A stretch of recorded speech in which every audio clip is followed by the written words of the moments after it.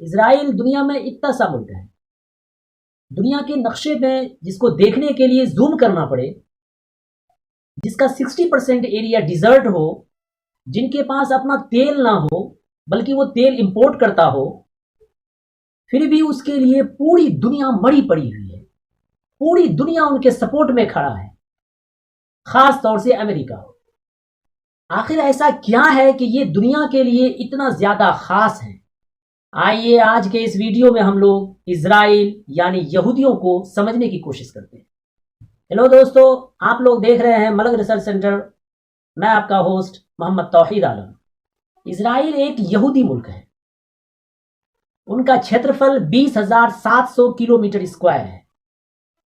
इनकी कुल आबादी लगभग 98 लाख है। इनमें से 70 से 75 लाख यहूदी हैं, बाकी मुस्लिम्स।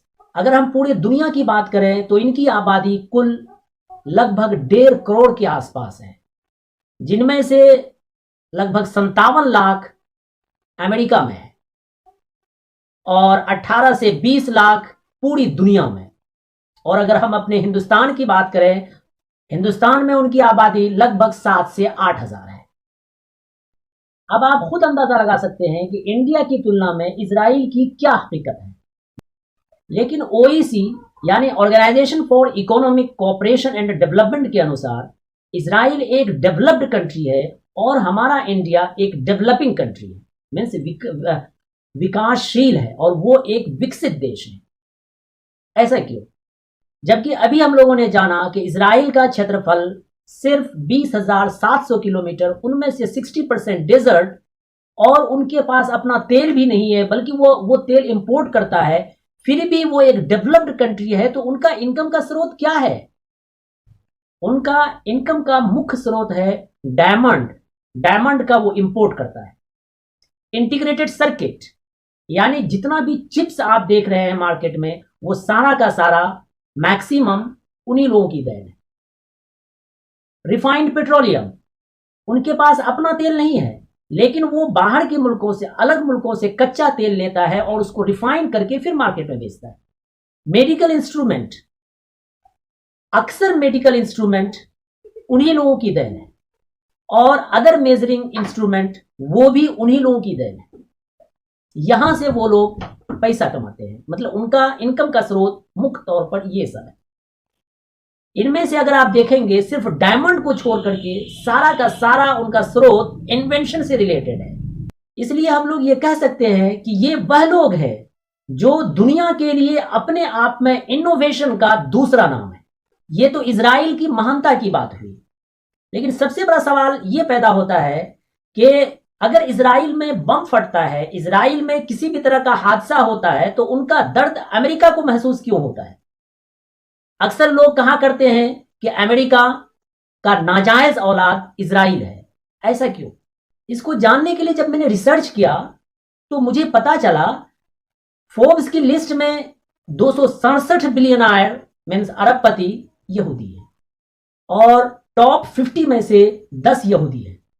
उन्हीं लोगों की वजह कर अमेरिका का जीडीपी लगभग 28 ट्रिलियन डॉलर है। अमेरिका सिर्फ कहने को क्रिश्चियन मुल्क है, लेकिन एक्चुअली में वहां पर हुकूमत यहूदी कर रहे हैं। आप लोगों को कुछ एग्जाम्पल देता हूं। जैसे ओरेकल सॉफ्टवेयर के क्षेत्र में दुनिया की बड़ी कंपनियों में से एक नाम है, जिनके फाउंडर लैरी एलिसन हैं, और वह एक यहूदी। गूगल, यूट्यूब हम सब चला रहे हैं, सब कोई इसका इस्तेमाल कर रहा है। इनके फाउंडर सर्जी ब्राइन और लैरी पेज, ये भी यहूदी। फेसबुक, जो कि हम लोगों के लिए मनोरंजन का एक बहुत बड़ा साधन है, इनके फाउंडर मार्क जकरबर्ग, ये भी यहूदी। ब्लूमबर्ग एक बहुत फेमस न्यूज़पेपर है, इनके फाउंडर माइकल ब्लूमबर्ग, ये भी यहूदी। कैसीनो मैग्नेट, इनके फाउंडर शेल्डन एडल्सन, ये भी यहूदी। गोया के अगर आप पूरी दुनिया का सर्वे करेंगे, पूरे दुनिया के अमीर आदमियों का लिस्ट देखेंगे, तो उनमें से आप लोगों को ज्यादातर अमीर लोग यहूदी ही दिखेंगे। तो अब आप सोच सकते हैं कि इजराइल में अगर बम फटता है या किसी भी तरह का हादसा होता है तो अमेरिका को दर्द क्यों होता है? क्योंकि इन्हीं यहूदियों के वजह कर अमेरिका नंबर 1 पर बैठा है। लगभग 28 ट्रिलियन डॉलर की इकोनॉमी लेकर नंबर 1 पर बैठा होता है। इसलिए दोस्तों इजराइल दुनिया के लिए इतने खास हैं। एक बात और मैं ऐड ऑन करना चाहूंगा, मॉडर्न साइंस की शुरुआत जिनसे हुई है, अल्बर्ट आइंस्टाइन, वो भी एक यहूदी थे। ये लोग बहुत बड़े ब्रेनी लोग हैं। ये लोग पूरी दुनिया पर मात्र 1.5 करोड़ की आबादी होने के बावजूद पूरी दुनिया पे हुकूमत कर रहे हैं, इसलिए ये लोग इतने खास हैं। दोस्तों वीडियो के माध्यम से अगर कुछ जानने को मिला है, कुछ सीखने को मिला है तो अपना सपोर्ट दिखाएं, और अपना सपोर्ट दिखाने के लिए क्या करना है, सिंपल सा सब्सक्राइब करना है, लाइक करना है, कमेंट करना है और अपने दोस्तों को शेयर करना है। जय हिंद।